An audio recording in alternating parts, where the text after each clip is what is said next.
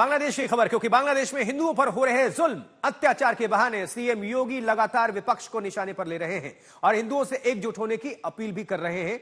संसद से लेकर सड़क तक इस पर संग्राम मचा हुआ है। चुनावी रैलियां हों या फिर आम बयान, लगातार इस मुद्दे पर चर्चा हो रही है। योगी आदित्यनाथ बांग्लादेश को लेकर लगातार सवाल खड़े कर रहे हैं, इतिहास की बात दोहरा रहे हैं। अब सीएम योगी ने मोहम्मद अली जिन्ना का भी जिक्र कर दिया है।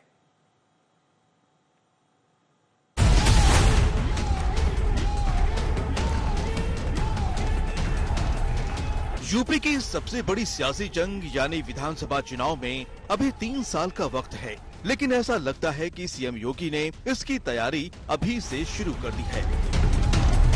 उनकी लाइन और लेंथ तय है, जिसको यूपी के हालिया उपचुनाव में सफलता के साथ आजमाया जा चुका है और इसके बाद इसी लाइन पर योगी आगे बढ़ रहे हैं।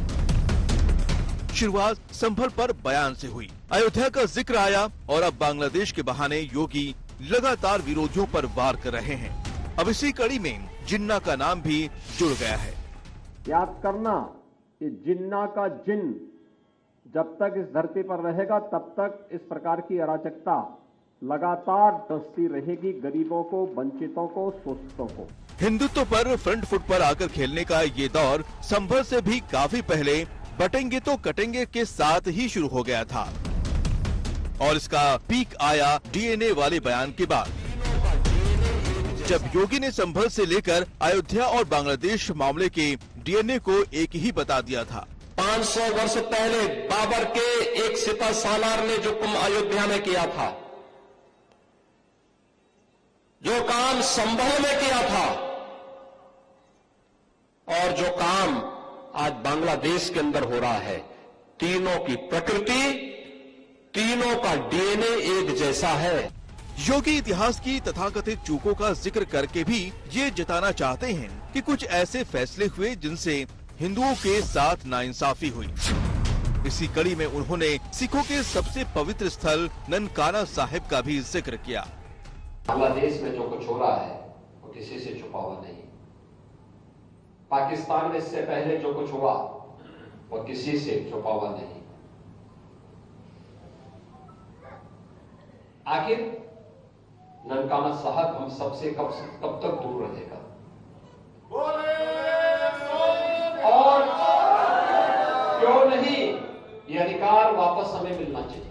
बीजेपी लगातार उन मुगल शासकों का नाम लेकर माहौल बना रही है जिन पर हिंदुओं के साथ ज्यादती के आरोप हैं, मसलन बाबर, औरंगजेब, अलाउद्दीन खिलजी।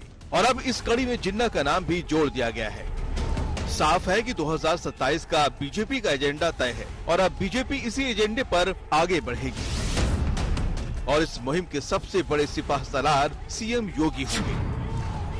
ब्यूरो रिपोर्ट, आज तक। अब आपको मुख्यमंत्री योगी आदित्यनाथ का वो दोनों बयान हम सुनवाते हैं जिनमें डीएनए से लेकर बाबर और जिन्ना तक का जिक्र किया है सीएम योगी ने, जिस पर विपक्ष भी पलटवार कर रहा है। 500 वर्ष पहले बाबर के एक सिपह सालार ने जो कुंभ अयोध्या में किया था, जो काम संभल में किया था और जो काम आज बांग्लादेश के अंदर हो रहा है, तीनों की प्रकृति, तीनों का डीएनए एक जैसा है। गलतफहमी में मत रहना।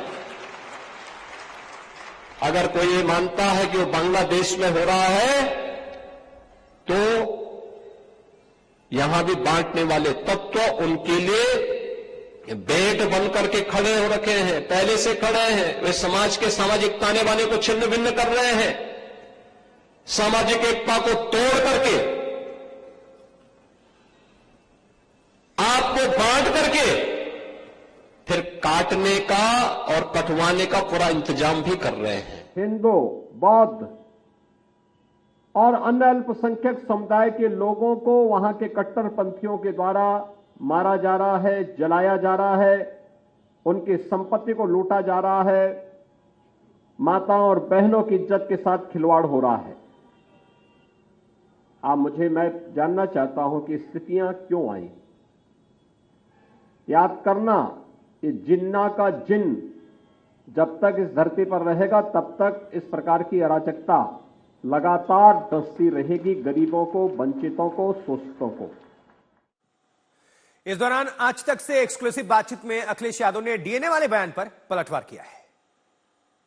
ये डीएनए पे स्टेटमेंट कोई पहली बार नहीं दिया गया है। अगर आप पूर्व में भी देखेंगे तो कई बार मुख्यमंत्री जी ने डीएनए पे इसी तरह की बात रखी है। मेरा निवेदन है कि इस तरह के डीएनए पे स्टेटमेंट न दी जाएं, क्योंकि वो खुद मुख्यमंत्री हैं, योगी हैं, संत अपने आप को कहते हैं और भगवा भी पहनते हैं। तो डीएनए की चर्चा वो बार बार करना चाहते हैं। कम से कम उन्हें डीएनए पे चर्चा नहीं करनी चाहिए। एआईएमआईएम चीफ असदुद्दीन ओवैसी ने भी सीएम योगी के बयान पर पलटवार किया है। पहले तो वो बहुत ही खतरनाक और ऑब्जेक्शनेबल बात कही कि मुख्यमंत्री कर रहे हैं भारत के सबसे बड़े प्रदेश के। भारत के मुसलमान को बांग्लादेश के हिंदू से क्या करना है? यहां पर भी माइनॉरिटी है, वहां पर भी माइनॉरिटी हो रहा है। और भारत का एक नागरिक कैसे जिम्मेदार है वहां पर जो कुछ हो रहा है? और क्यों बीजेपी सरकार वो डिपोज्ड लीडर को यहां पर भारत में अपने पास रखी है? भिजा दीजिए वापस उसको। दूसरी बात यह कि मुख्यमंत्री रहते वो संबल के इशू जो सब्सिडीज है उसको इन्फ्लुएंस करना चाह रहे, जो बिल्कुल ही गलत है, गैर अखलाकी बात है। सीएम योगी ने हमला बोला तो बयानों पर सियासत भी सुलग उठी। अब दोनों खेमों में तीखी बयानबाजी इसको लेकर हो रही है। राहुल जी बगैर बोले चले गए, समझ रहे हो, राजनीति समझ रही हो। अखिलेश जी यहाँ बैठे, उनको बोला गया यहाँ रुकिए और खुद निकल लिए गाड़ी में बैठ के संभल। तो यहाँ पर तो कौन बड़ा, सब लकीर लंबा खींचने के चक्कर में अब पता उनको, अखिलेश जी को भी चल गया कि इन लोगों की मानसिकता क्या है। योगी जी ने कहा है कि सख्त से सख्त कार्रवाई की जाएगी जो भी अपराधी है। अपराधी को कोई छोड़ता है क्या? और वो योगी जी छोड़ेंगे? अपराधी को तो भय, आप कैसे समाज को कैसे डरा सकते हैं? आप समाज को आप डरा नहीं सकते। माँ बहन बेटी समाज को डराने वाला वक्त गया। 2017 के पहले का उत्तर प्रदेश अलग था। ये भय मुक्त उत्तर प्रदेश है, बीमारू प्रदेश से उत्तम प्रदेश। कोई भी माफिया किसी माँ बहन बेटी को डराए नहीं, समाज में डर ना रहे। संभल में जो हिंसा हुई है उसमें सबसे बड़ा हाथ वहाँ पर हमारे हिसाब से प्रशासन का रहा है। जिस तरीके से वो सर्वे करने जब गए तो एक ऐसी भीड़ को साथ लेकर गए जिन्होंने वहाँ पर उत्तेजक भाषण दिए हैं। और ये जो बातें योगी आदित्यनाथ कह रहे हैं ये इनका कोई सिर पैर नहीं है। बाबर का जो वो एजेंडा लेकर आए ये सिर्फ अपनी राजनीति के लिए, जो भाजपा अपनी राजनीतिक रोटियां सेकना चाहती है विभाजन करके, एक ही एजेंडा उन लोगों के पास है। किसी की जान माल की हानि हो रही है इससे उन्हें कोई मतलब नहीं है। वो पूरे प्रदेश के मालिक हैं, उन्हें अपने प्रशासन पर सख्त कार्रवाई करनी चाहिए। पता लगाना चाहिए कि कैसे वहाँ पर माहौल इतना बिगड़ा, क्यों 5 लोगों की जान गई जबकि प्रशासन वहाँ पर मौजूद था।